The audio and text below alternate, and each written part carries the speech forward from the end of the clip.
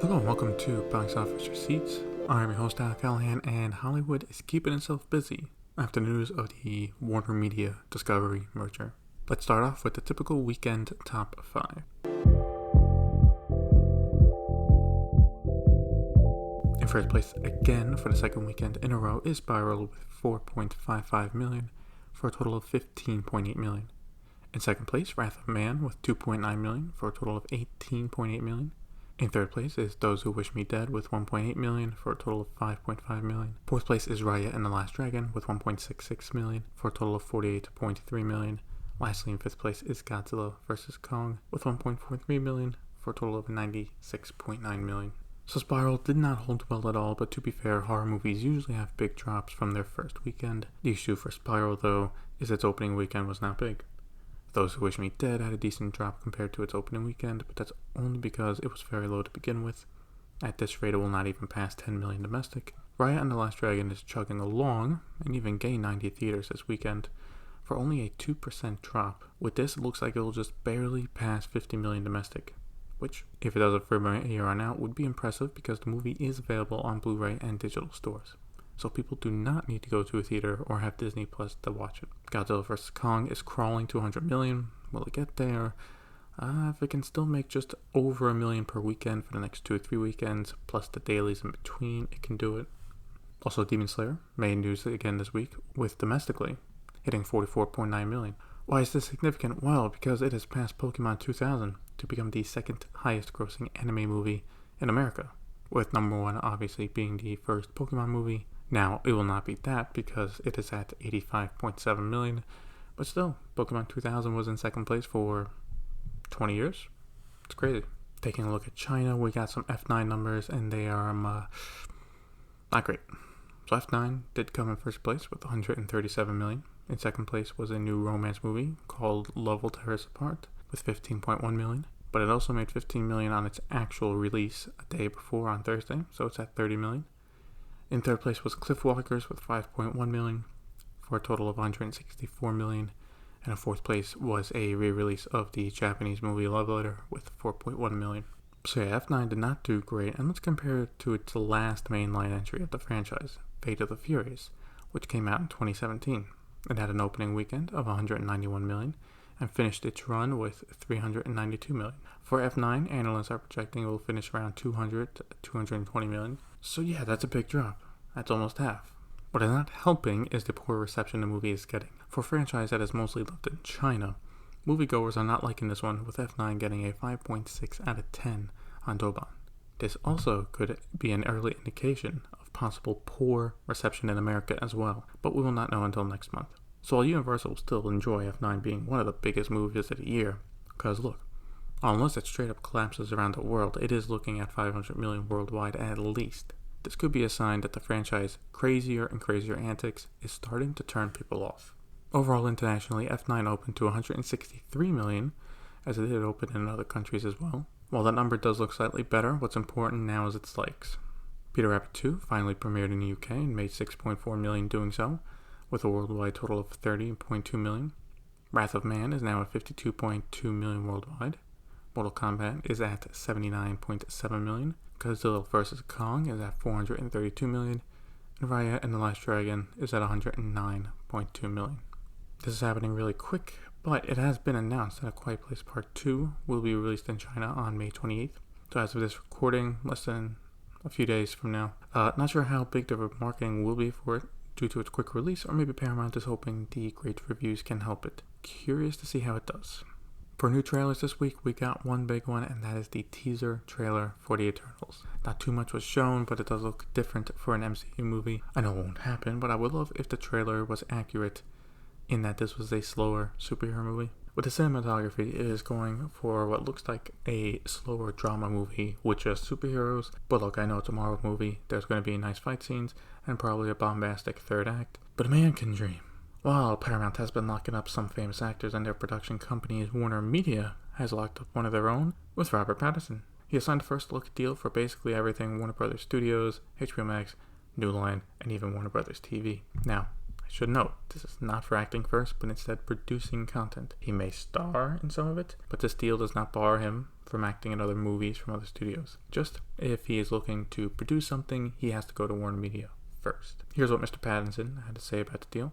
Quote, Warner Brother Pictures and HBO have always been synonymous with groundbreaking filmmaking. I'm thrilled to be working with them to discover the most exciting new voices in film and television and help bring their visions to life. I've loved working with the studio over the years and have so much respect for their dedication, their willingness to take chances, and their desire to push the envelope creatively, end quote.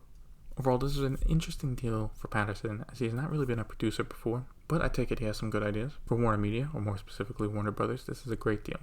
You have your next Batman, who's also becoming a bigger actor overall, and now, one, you keep him happy with the deal, which means a better relationship with him, and ideally this means he can headline some of your movies. But then if he can also produce some good content, then even better. It's a win-win overall. Now let's talk about exclusivity windows. What are those? Well, I don't know, because they don't seem to exist anymore, or to at least Universal. So last year, Universal, as we all know, made the bold move to piss off theaters with Trolls World Tour, only to then work out deals with everyone, and by now, we all know how it goes. 17 days theater minimum exclusivity, possibly 30 days or more, depending on how much it makes, and then it goes to PVOD. Sounds fair to everyone, right? Well, Universal just said F that. Yep, they're now breaking the deals they just made, but no, not for F9, but The Boss Baby 2. Yep, being moved up from its September release, The Boss Baby Family Business will now be coming to theaters July 2nd, and not on PVOD, but on Peacock as well on the same day. Now, this does not mean the movie is free. If you are signed up for the service, you do need to pay for one of the premium tiers to watch the movie. Now, Variety is saying this is not a new way for Universal to release movies going forward, but more of a one-time thing to get more people paying for the service before the Olympics later in July. Now I'm of two minds of this. First, congrats to NBC Universal on finally realizing you need to put some effort into getting people to pay for your service, and that this is one way to do it. While not a big name movie, right? This isn't a Shrek 5 or, an F9. The first one did make $500 million a few years ago for DreamWorks, so people did like it. Also, having this promoted big to get people to sign up and watch the Olympics is a smart move. However, the fact that once again they do kind of screw over theater owners. Clearly for them, they very much believe in doing whatever you need to do and ask for forgiveness later, because they clearly are not asking for approval, and I guess you can make the case they don't need to, it's their movie. But it does kind of show like contracts kind of mean nothing. Basically, I mean, I haven't seen the deal myself. I don't know, maybe there's a loophole legally that allows them to do it, right? It's like, oh, it's not going to PVOD, it's going to streaming, so it's okay. Maybe, I don't know. But if I was a theater owner, you kind of just have to take it at this point, because what are you going to do? Not show their movies? They're finally bringing out their big guns with F9. But then you also have to realize, like, any future deals you make with Universal kind of mean nothing. Still, it'll be interesting to see the box office numbers for this, and if the company brags about any successful sign-ups or not. Speaking of theaters, if you are planning to start going back, it should be noted that they are now starting to drop the mask requirement. Regal has changed their policy to only needing to wear a mask if the local government requires it. If local or state government has dropped its mask mandate, then theaters in those areas do not have it.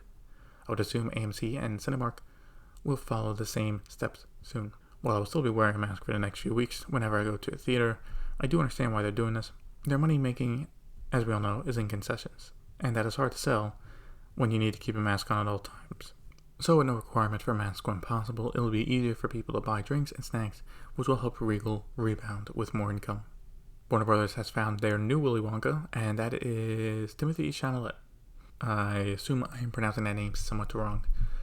Deadline has the exclusive on this, and he is playing the title role in a movie about Wonka's adventures before opening the chocolate factory. This will also apparently be partially a musical, with the article talking about how there will be numerous singing and dancing sequences. The movie also has a director with Paul King. You would know him from the Paddington movies, so not a bad pick. I think the casting's great. He's a great actor. The issue here is the story.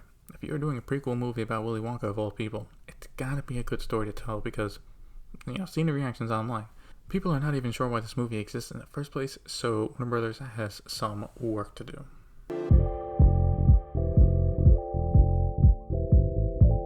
Okay, kicking off VOD Premium, Disney is continuing their expansion of Star Plus, with them launching it in Latin America on August 31st. Now, while I believe In Europe, Star was just included in Disney Plus. This will be a separate streaming service for Latin America. However, there will be a bundle with Disney Plus option available. Not much to say here, just noting that Disney is doing what Disney's doing for their streaming services. Now let's talk about the final story, which is a confirmation of what we talked about last week. It is now official. Amazon will be buying MGM for $8.45 billion. As for what happens with MGM right now, it's not clear yet, but it looks like it will be complementing Amazon Studios. And so there will be two separate studios, overall though, owned by Amazon. Now obviously the biggest IP here is Bond, but now only Amazon has like half of it. The issue with Bond is MGM only financed and distributed the movies and made money off of that. It is Eon Productions, run by the Broccoli's, that really own it. They determine who plays Bond, produce the movies, and even have final say in marketing. So now Amazon will have to be careful in trying to work with them. They basically bought the right to work with them on Bond going forward, but they don't decide what happens with Bond. Who knows, maybe MGM executives who have been there can help hash out what happens to the character and the franchise going forward. But from this deal, that is the most interesting thing to watch. Obviously, Creed is still an active franchise, and they could reboot franchises like The Pink Panther and RoboCop. But besides Bond, they do get 4,000 movies and 17,000 TV shows to add to Prime Video, so they are getting a lot of content to fill their back catalog.